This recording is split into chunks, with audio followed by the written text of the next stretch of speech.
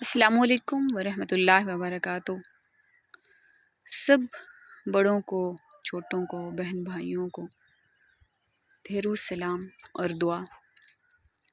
آج مجھے ایک چھوٹے سے ٹاپک پہ بات کرنی ہے آپ سب سے، اور وہ یہ ہے کہ زندگی کیا ہے۔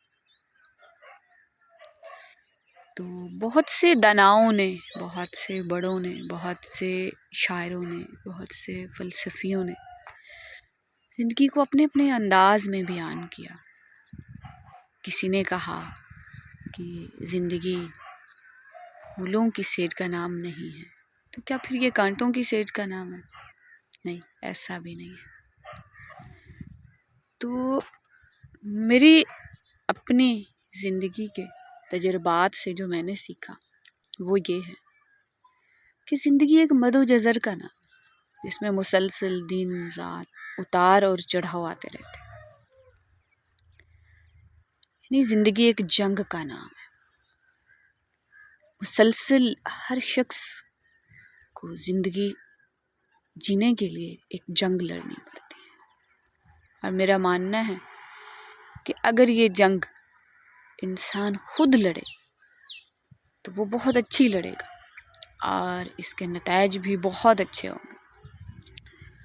لیکن اگر یہ جنگ کوئی اور لڑے گا آپ کے بہاف پہ، تو وہ غلط محاذ سے لڑے گا اور اس کے نتائج بھی غلط ہوں گے۔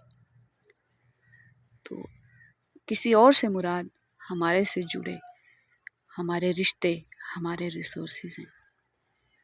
تو میرا ماننا ہے کہ ہر شخص کو اپنی زندگی کی جنگ خود لڑنی چاہیے، لڑنی آنی چاہیے، اور اپنے سے چھوٹوں کو زندگی کی جنگ لڑنا سکھانا چاہیے۔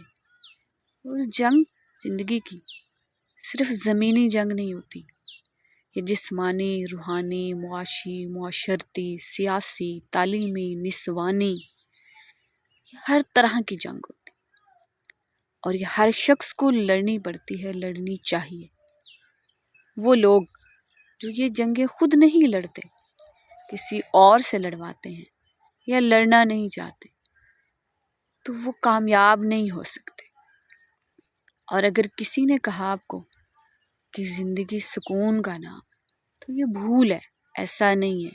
زندگی سکون کا نام نہیں ہے، زندگی جنگ کا ہی نام ہے، اور اس کو لڑنے کے لیے ہتھیاروں کی ضرورت نہیں ہوتی۔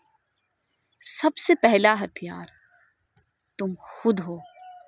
تو پھر آج ہی خود سے وعدہ کرو، اور ابھی اپنی زندگی کی، اپنے ارد گرد موجود جو آپ سے متعلق جنگیں ہیں، ان کے میدان میں اترو، اور میدان میں اترنا پڑے گا۔